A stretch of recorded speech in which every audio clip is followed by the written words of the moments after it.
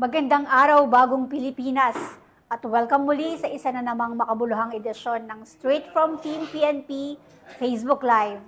Ako po ang inyong tagapag-ugnay, Police Captain Cherry Vicente, sa pamumuno ng ating Chief PNP Police Lieutenant General Jose Milencio C. Nortates Jr. at sa liderato ng ating Pangulong Ferdinand Bongbong Marcos Jr., patuloy ang Philippine National Police sa pagtataguyod ng bagong PNP para sa bagong Pilipinas, serbisyong mabilis, tapat at nararamdaman.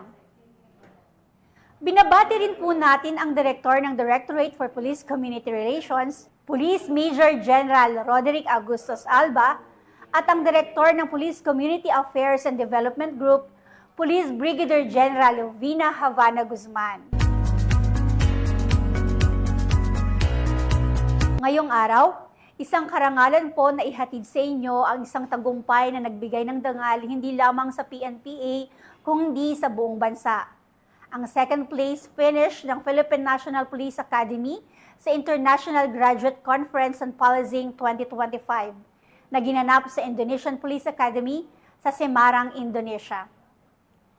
Out of 25 international research submissions, 7 lamang ang umabot sa final round at ang PNPA ay isa sa mga pinakamahusay matapos masungkit ang ikalawang pwesto sa kompetisyon. Magandang umaga po sa lahat ng tagapanood at tagapakinig ng Straight from Team PNP Facebook Live. Ako po si Cadet First Class General Vico Robao Talagtag, Tubong Nabua, Camarines Sur.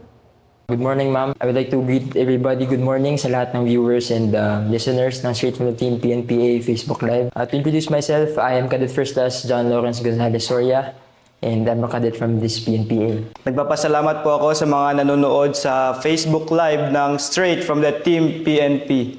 I am Cadet First Class Joseph Bernard Bastida of Silang Paglaom Class of 2026 Delta Company. Ako po ay nanggaling sa Mati City, Davao Oriental at binabati ko po ang aking mga kababayan dyan sa Mindanao. Mula nung aming ikalawang taon dito sa Philippine National Police Academy, nagkaroon na kami ng subject na thesis and research writing. So nung naging first class cadet kami or nung naging fourth year cadet kami dito sa PNPA, in-equip kami ng Department of Research and Development ng academics group bilang maging equipped researchers na kayang o magkaroon ng competency na makipaglaban sa isang international research competition, ma'am.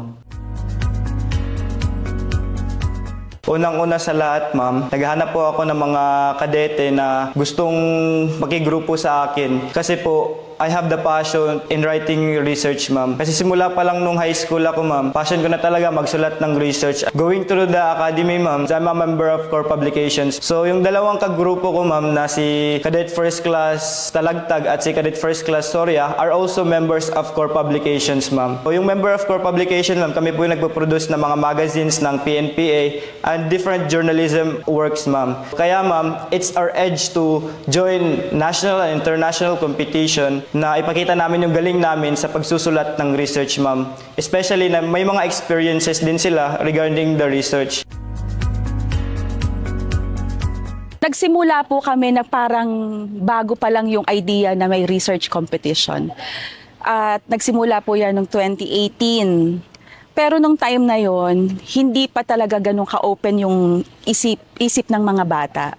However, nagsimula ako sa pangungulit, talagang naghahanap sino ang gusto, sino may potential. Nagsimula po talaga sa pangungulit na sige, subukan ninyo, tingnan ninyo. Until such time na nagkaroon na kami ng significant rankings.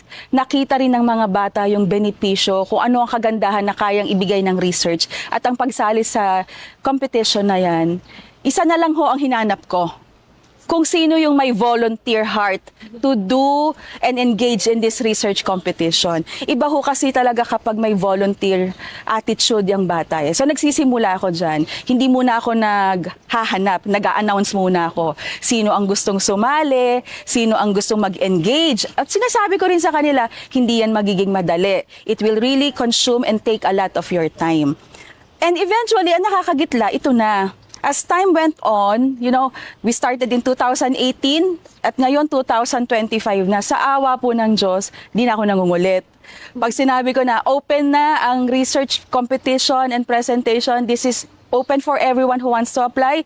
Ayan na, dumami na yung mga gusto. Sa totoo lang po, ang nag-apply sa akin for this year, there were 7 teams who applied.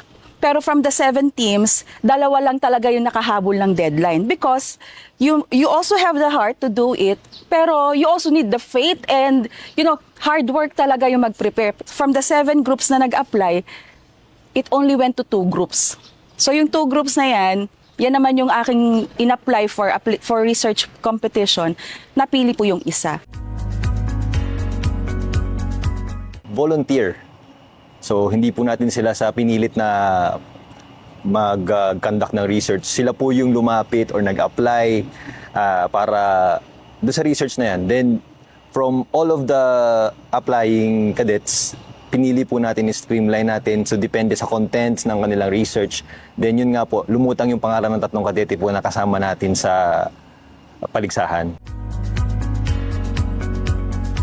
Malaki yung contribution ng mga research professors namin as well as yung suporta na rin ng director and ng Dean of Academics as well as our Commandant of Cadets sa naging decision namin na pagsali sa International Undergraduate Conference in Policing 2025, ma'am, sa Indonesia, ma'am. Bali yung International Undergraduate College Conference on Policing, ma'am, 2025, isa siyang international research competition under the supervision ng Association of Police Training Institution in Asia or APTA na ginagawa yearly sa iba't ibang countries. So last year, ma'am, nag-participate din yung PNPA research team in Thailand. And this year, nag-participate kami, ma'am, sa Semarang, Indonesia, ma'am. Our experience doon sa loob, sa una, medyo na-nervous kami. Pero na-overwhelmed din sa lahat ng accommodation at sa lahat ng mga nakita namin na other service academies din from different countries din. So, sa una naman, nagkaroon ng mga exchange of culture, exchange of conversation, na parang merong enlightenment sa amin na we are not alone pala in this kind of culture o hindi kami nag-iisa sa ganitong mga klaseng activities. Natuwa din kami sa accommodation, sa mga pagkain doon since iba yung culture.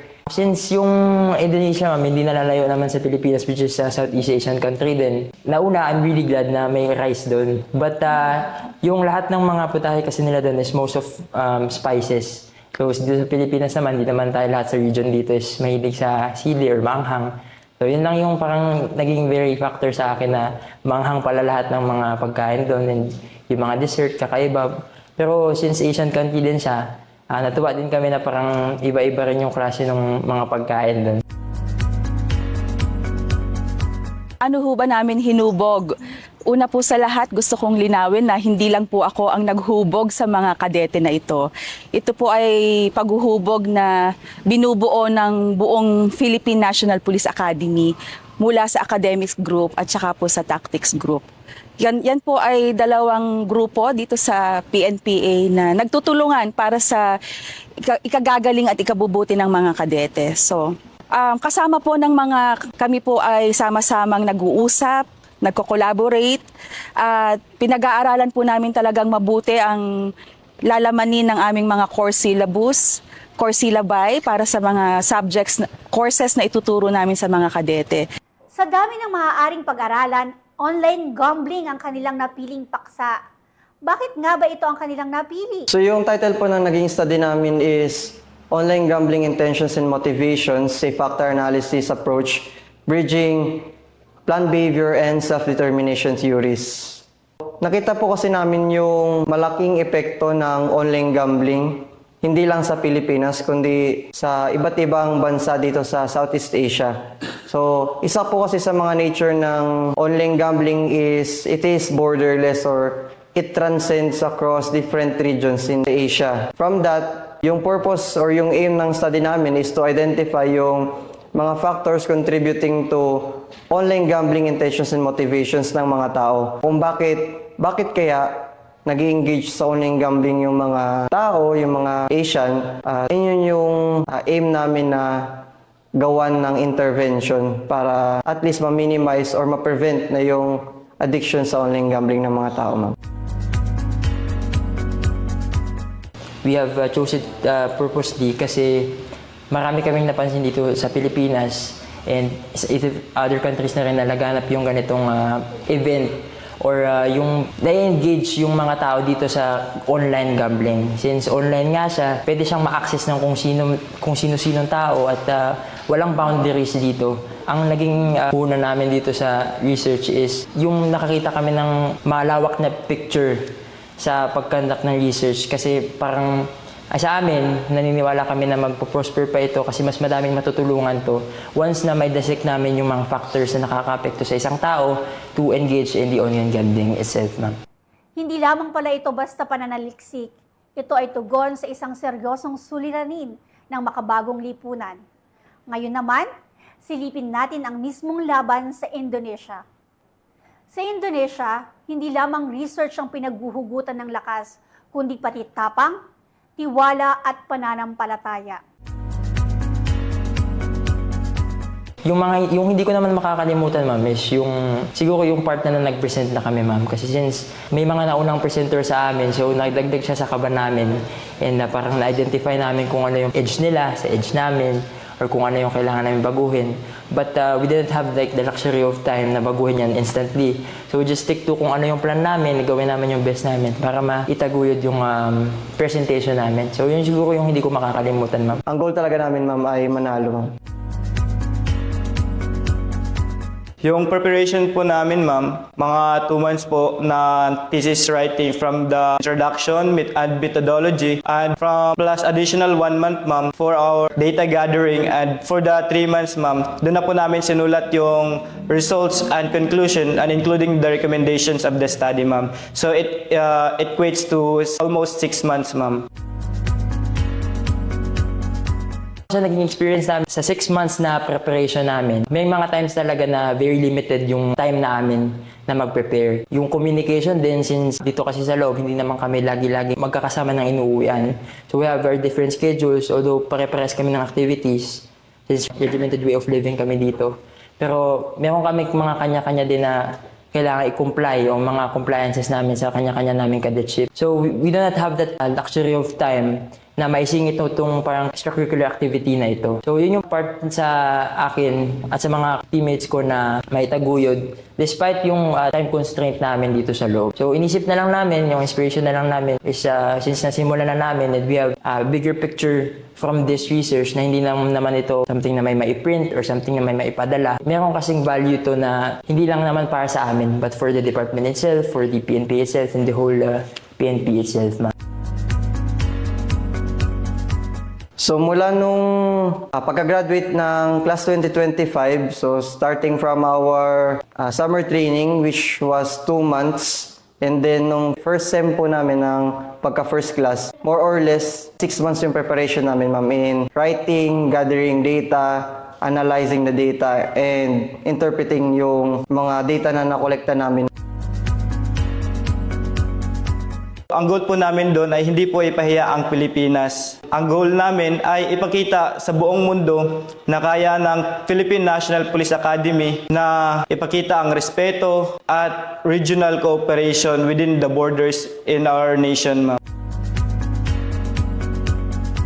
Ang pagpunta po namin sa Indonesia ay una nagsimula po yan sa dasal.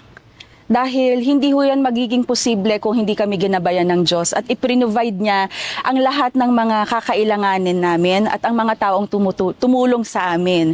Hindi po naging madali ang preparations at ang paggawa ng research. Kanina po narinig niyo yung sinabi ng mga kadete na they don't have the free time just to do it.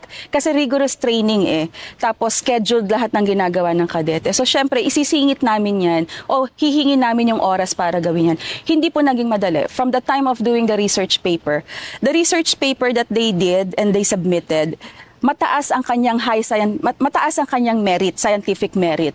Hindi po siya basta research lang na ginawa.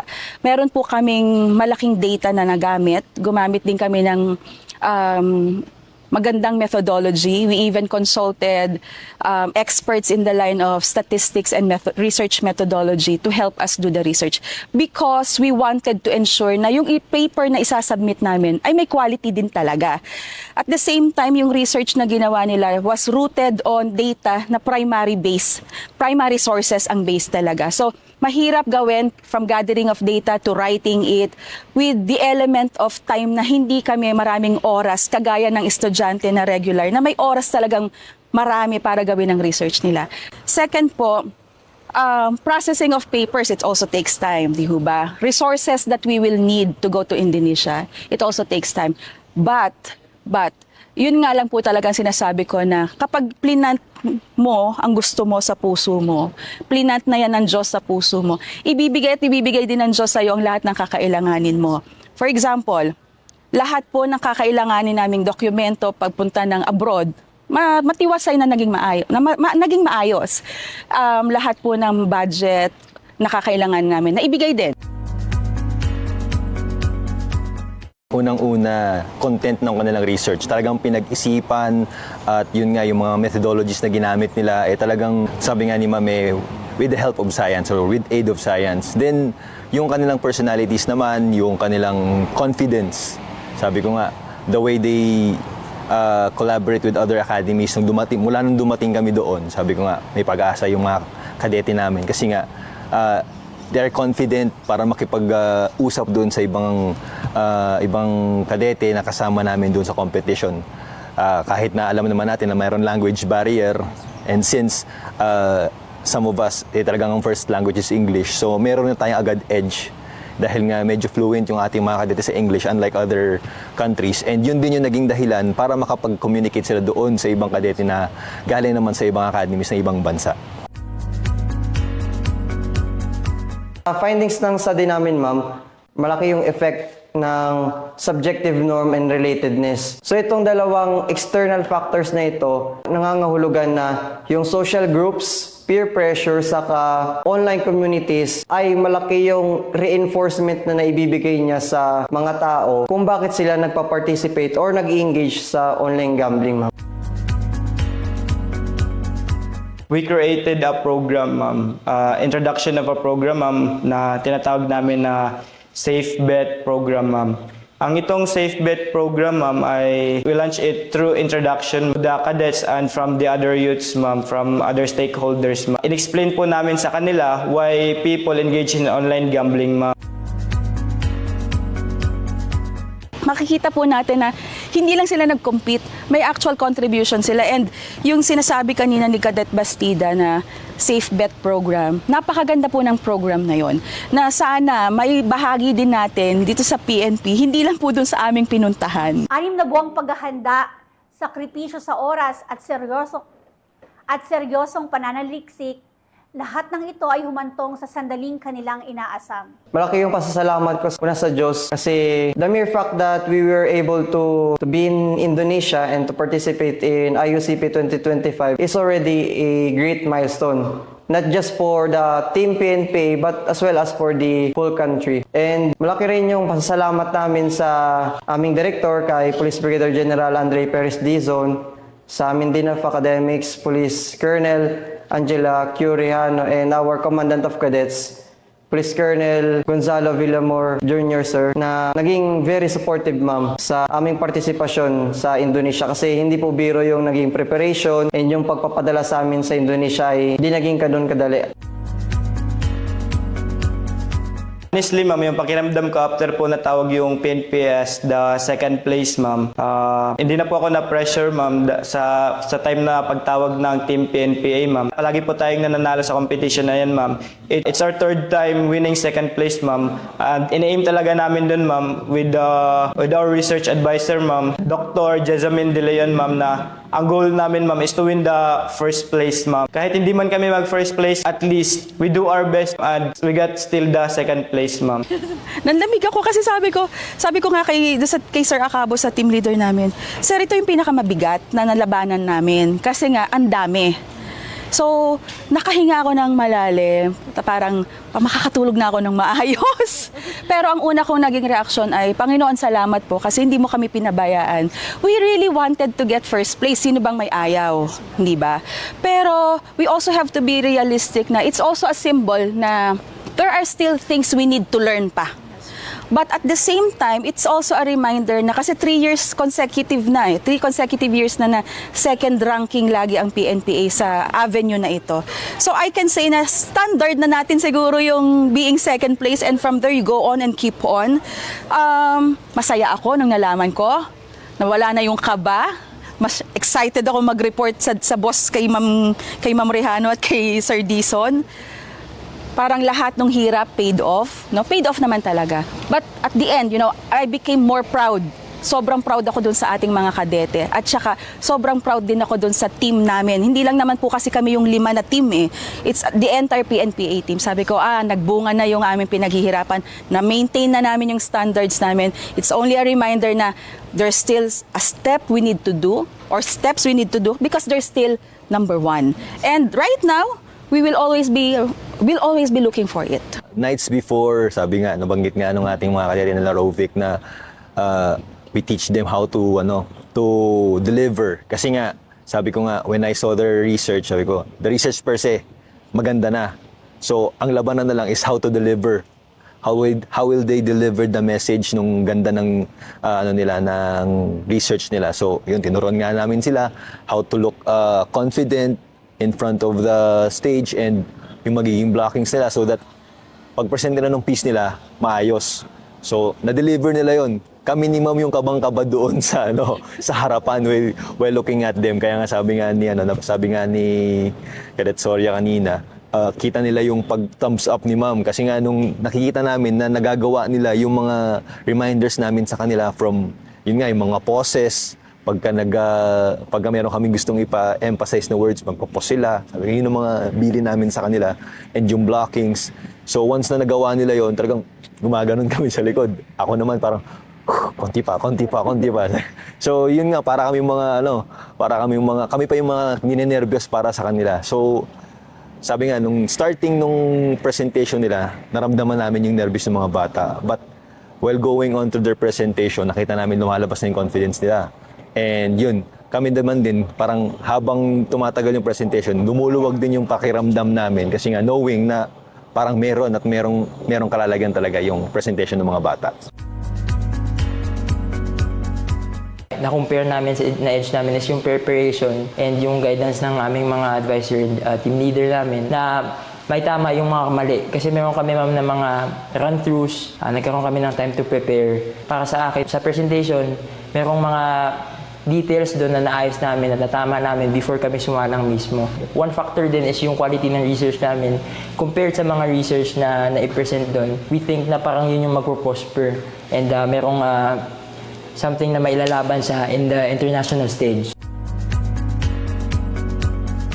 Very proud po kami na na-represent namin yung Philippines as well as the PNP sa Indonesia. Naging fruitful and masaya po yung naging experience ko sa Indonesia dahil they are very hospitable. They did not fail to welcome us and feel us at home kahit malayong bansa yung Indonesia. Pero yung kultura at yung the way of living naman po is hindi naging malayo kung ano tayo sa Pilipinas. Kasi yung mga Indonesian po ay very welcoming and very hospitable din po gaya ng mga Pilipino. Number 1 namin naging competitor talaga si Indonesian National Police Academy or the ACPOL. Since sila ang first presenter, ma'am, nagkaroon kami ng idea at na-visualize namin. Nakita namin personally, first-hand, yung mga naging preparation nila and na-i-present nila ng maayos. However, ma'am, if we will compare dun sa naging research namin, merong mga edge kami na hindi nila nakuha at may mga edge sila na hindi namin nakuha. So, since sila yung nag-first place, we think na sila yung naging biggest competitor namin. But after all of this, we are glad kung ano yung nakuha namin at nakuha nila. So, no regrets since hindi naman kami nagpabaya at pinahalaga namin yung time na binigay sa amin and yung preparation at yung guidance na binigay ng mga advisors at team leader and officers dito sa PNPA, ma'am. Marami yung pagkakataon na nahihirapan kami, ma'am, in terms of scheduling. Since dito po sa PNPA, ito yung oras namin in academics and tactics. The real challenge is kung saan pa namin sisingit yung additional tasking namin in writing and composing our research study, ma'am. So yun yung isa sa naging mabigat na challenge namin, ma'am. Yung pag-manage ng oras na dapat maging tactically proficient kami as well as maging magaling kami sa ACAD. Pero kailangan maisingit namin yung additional milestone namin na gawin yung research paper namin, ma'am. Lahat po ng galaw ng kadete sa loob is kalkulado. Lahat may oras. Kaya nga, that is one of the biggest, kumbaga, hindrance din in the part of the cadets na paano nila isusurvive na mabuo yung kanilang research despite the fact na meron ng, kumbaga, hectic na schedule. So, siguro, nandun na rin sa mga kadete yun. Innate na sa kanila yung volunteerism nga nila at yung kagustuhan nila na mag-provide ng or ma-share yung knowledge nila about sa research. Mahirap, pero hindi kami pinabayaan ng Diyos. Lahat ng resources na kinailangan namin na ibigay. Kaya pagdating naman sa Indonesia, wala akong masasabi kasi napaka-accommodating, napaka-welcoming ng spirit ng mga Indonesians, brothers and sisters po natin. Ang naging mahirap sa amin doon pagdating, syempre yung actual competition na. Kasi ako sa bilang research advisor, ang unang challenge sa akin, nako, dapat ma-maintain mo either second place or makuha mo na yung first place. So yun yung stress na napunta sa akin. Paano namin ma-maintain na makuha namin yung second place or get the first place. So from hindi siya madali gawin, pero naging maayos, pagdating mo naman dun sa actual competition, pressure naman. Kasi yung expectations din na, oy, dapat ganito, ganito, ganito. Kaya nung actual competition, buti na dyan din yung team leader namin na nagpapacify din sa akin, ma'am, okay to, kaya natin yan. Yung mga bata naman, kitang-kita ko din talaga yung hard work and flexibility nila. Kahit alam nilang na mas mahihirapan sila, mas maraming oras ang kakainin sa oras na meron sila, hindi sumuko eh. Tandaan po natin, meron pang bagyo nakasabay yan nung lumipad kami papuntang Indonesia. So kahit prepared na kami, kahit ayos na yung lalaban namin sa competition, naging issue din sa amin kung kami ba'y makakatuloy kasi nga malakas yung bagyo na si Uwan. Si Uwan, dumating siya, so nagdadasal din kami na kami po ba Panginoon ay makakatuloy pa. Pero sabi namin ng mga bata, sige lang ma'am, push tayo, punta tayong airport, kung anong sasabihin nila doon, bahala na. So, ang naniniwala ko yung willingness was already planted in the hearts of these cadets. They know their purposes, they know what they want, regardless of konti ang benefits or kung ano mang makukuha nilang advantages dyan, hindi yun ang pinag-usapan nila eh. They really want to do the research. Kaya nga po, kung atin pang huhukayin ng malalim yung research, Usap-usap kami kasi nga, sabi may parating na bagyo, sakto is schedule ng flight namin. So we were talking to each other via messenger group. Sabi nga, sige lang po sir, go natin, punta tayo sa airport. Talagang nasa mga bata na gusto nilang i-push and hanggat walang cancellation ng flight, sabi, doon na tayo tumambay sa airport sir until kung maka-cancel or what. Kasi nga, gusto talaga nilang makapunta dun sa competition, makadalo and may present yung kanilang piece. Knowing na, yun nga, yung pinaghirapan nila na research, present nila. Not just kumbaga, in an international stage. Yung activity namin from Indonesia, very overwhelming, lalo na since nanalo rin kami. Madami akong reaction, very mixed emotion, pero nangingibabaw yung overwhelm sa akin. Lalo na pagbalik namin dito sa academy. Yung trip po pala namin sa Indonesia ay binubuo po ng different activities, ma'am. Hindi lang po siya isang research competition, but also a team building with other activities, ma'am.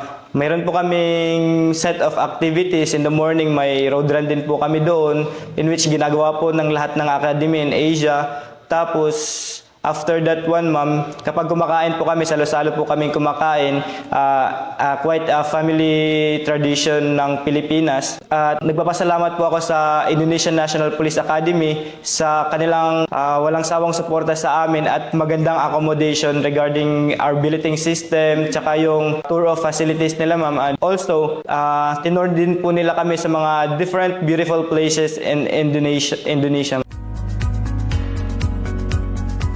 Yung pinaka-memorable experience ko sa IUCP 2025 is yung exchange namin with other service academies from different countries in Asia ng mga best practices namin. We were able to know and identify kung ano ba yung mga best practices ng Indonesian National Police Academy, Korea National Police University, as well as from different service academies in Vietnam, Thailand, Malaysia, and other countries, ma'am. The mere fact that we were able to exchange our ideas, the best practices, malaki yung learning na nakuha namin na maaari naming maging contribution to pagbalik namin dito sa PNP. So yung mga magagandang practices nila as well as yung experience na nakuha namin in IUCP, yun yung baon na dinala namin pabalik ng PNP na i-apply or para sa improvement and betterment ng PNP, ma'am. This could be a great contribution, ma'am, sa PNP since malaki yung pagpapalaga ng APTA sa research, ma'am. So, we treat research as a baseline of knowledge. Ito yung pinagmumulan ng ating mga policies as well as kung ano ba yung mga interventions na dapat nating ilatag para sa community as well as sa law enforcement, ma'am. Kasi kung wala itong research na to, kung wala yung pagpapahalaga natin or ng international community sa research, magiging walang basihan yung mga policies and interventions na i-implement natin sa PNP. So, yun yung pinaka naging highlight na participation namin sa IUCP, ma'am. Malaki yung pasasalamat namin, ma'am, sa mga mentors namin sa research, sa professors namin, sa department head namin na si Dr. Jessamine De Leon, as well as to our team leader, Police Major Anisito A. Acabo Jr., sir, na walang sawang sumuporta at naggabay sa amin mula day one ng pagsulat namin until we gather the data that we have to collect and hanggang sa interpretation ng data namin and composing our presentation for the IUCP 2025. Nandun sila na gumagabay sa amin, nagme-mentor kung ano yung mga dapat pa naming i-improve, ano yung mga dapat naming alisin, idagdag para pagka-present namin dun sa IUCP 2025, ma'am. Sa aming butihing research advisor, Dr. Jessamine De Leon, who always supported us regarding with our research making from the start until the end of the competition. Thank you so much, ma'am, for all your unending love. Alam po natin si Dr. Jex, ma'am, sa aming tatlo po ay para po siya naming second mother, ma'am. Na-appreciate ko po yung warmth and care niya sa amin while doing our research, ma'am, and even in Indonesia, ma'am. Motherly care po talaga siya nung nandun kami sa Indonesia. And even while in presentation, ma'am, andun po si Ma'am Jex tumatayo and he's giving a good signal and that makes us more confident, ma'am, to present our topic and even happy to share our knowledge with the international police cadets, ma'am. And to our team leader, Police Major Anisito A. Acabo Jr., sir. So maraming salamat po sa walang sawang suporta, sir. Natuto po talaga ako paano magsalita sa harap ng maraming tao in which dala po yung vibes ng iba't ibang kultura, ma'am, and traditions. So because, ma'am, it's very important to connect with the people, to connect from their hearts, and yan po yung tinuro ni Sir Acabo, ma'am. Kaya in that connection, ma'am, it builds a stronger team from my teammates and even with our research advisor and team leader.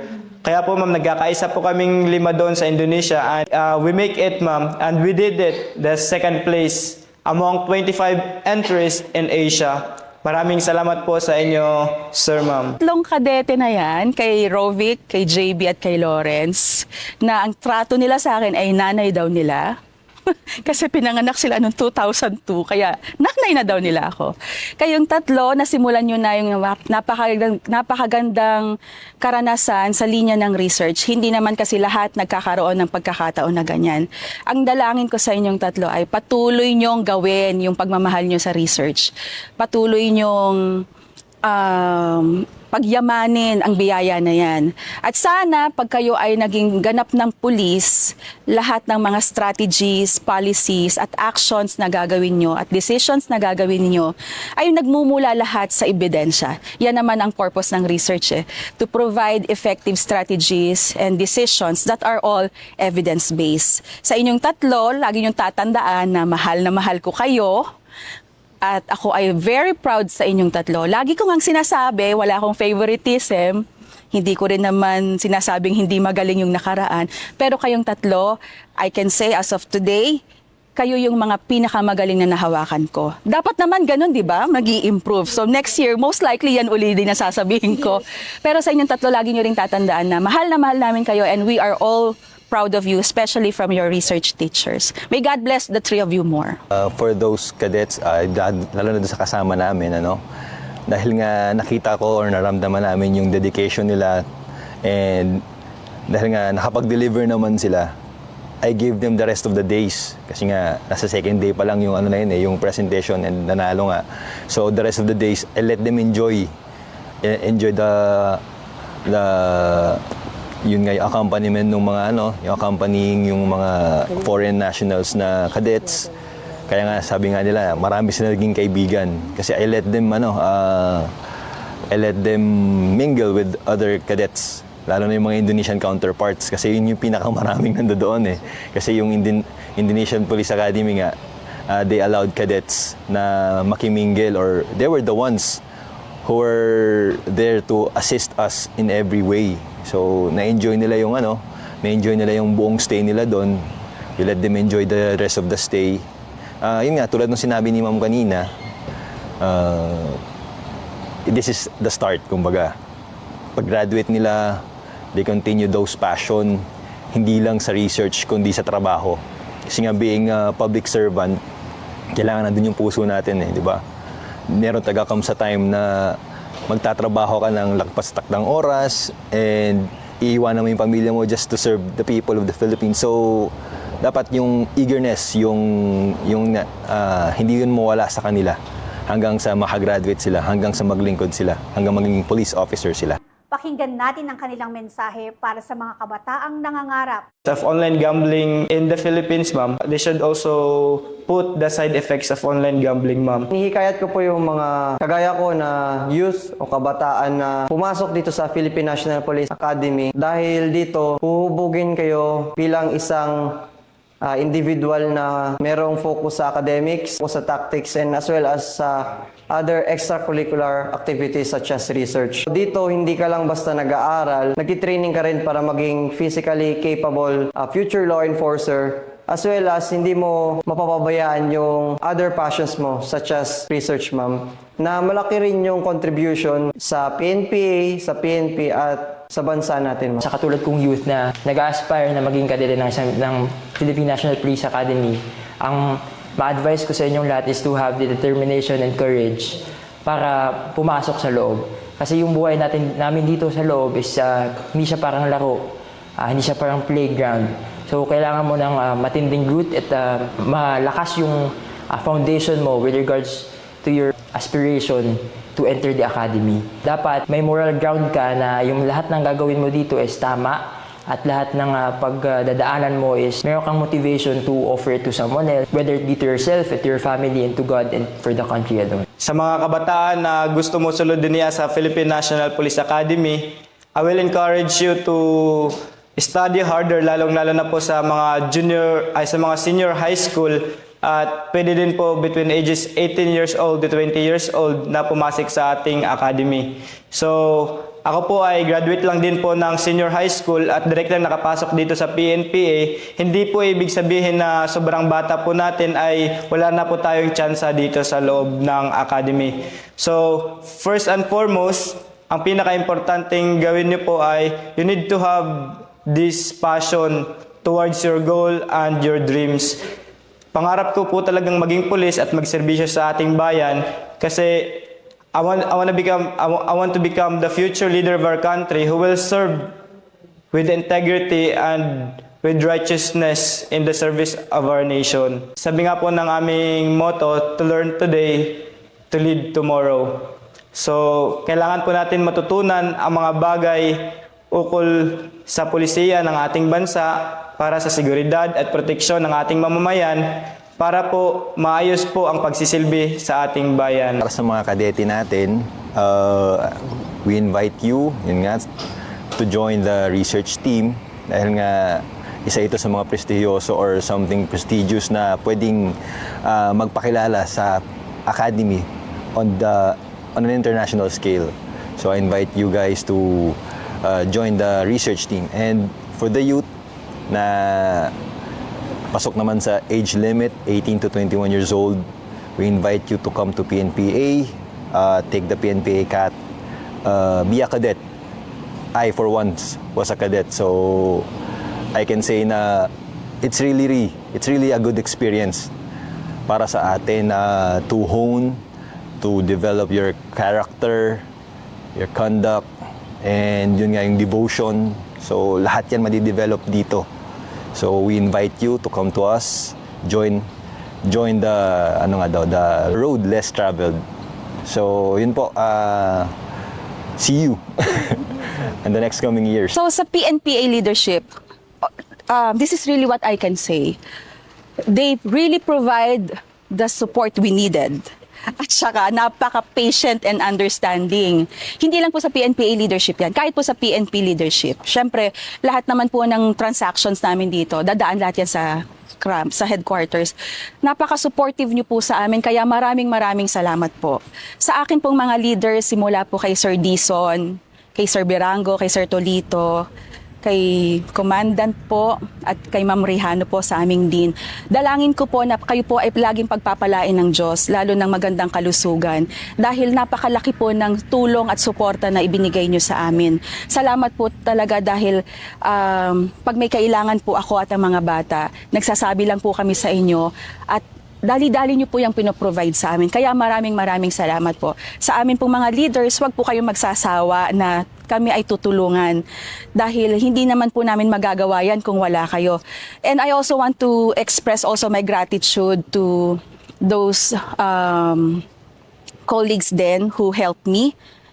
Especially the PPSMD section, si kay Kuya Richard Perlado at saka kay Patrol Mandano. Sila talaga yung nag-ayos ng mga documents namin and hindi ko naman magagawa yan. So sana po sa mga leaders namin at bawat manggagawa dito sa PNPA, wala naman po talagang perfect na organization but we can always do and give our best with what we have. To the PNPA leadership headed by Police Brigadier General Andre Perez Dizon, sir, thank you for all the support that you've given us to the cadets para maka-join po sa prestiyosong contest na ito. And yun nga, we're proud to give you our accomplishment, and to the PNP leadership headed by our Acting Chief Police Lieutenant General Jose Melencio Nartates Jr., sir, for all the support. Dahil nga na-access po namin ng nakaranas po kami ng na travel abroad. Even if it's part of our job, parang a breath of fresh air. Kasi nga nakalabas tayo ng bansa and nakapag-represent tayo ng organization on a world stage. I want to greet my family, the Bastida family in Mindanao. To my mother, Josephine Bastida, who always supported me from the beginning. When I was still high school, I was already independent, away from my family. And thank you, Mama, for allowing me to enter the Philippine National Police Academy, for your trust and confidence that I will become the future leader of the country. And to my Kuya, Jubin Cesar Bastida, maraming salamat din po sa iyong pagsuporta. And to the youth at sa sambayang Pilipino, maraming salamat po. I would like to greet my parents, my mother, Divina Talagtag, who is currently in Taiwan, ma'am. She's an OFW, and my father, who is currently in Novelete, Cavite, Romeo Talagtag Jr. Pa. Thank you for supporting me and unceasingly guiding me sa mga activities, and through the challenges na mga napagdaanan ko. Thank you for being there, supporting me all the way through. Marilu Gonzalez Soria, to my father, Tio B. Soria. Salamat sa lahat ng suporta ninyo at sa lahat ng guidance ninyo throughout mga pagkabata pa ako, ngayon naging kadete na ako.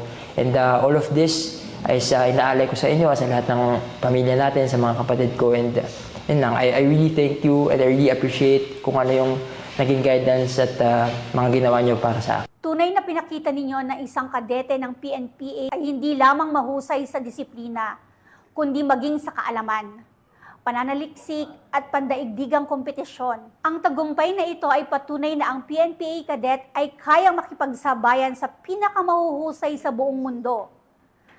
Para sa mga kabataang nangangarap magsuot ng uniforme at maglingkod sa bayan, ang PNPA ay patuloy na nagsisilbing daan tungo sa serbisyo at karangalan.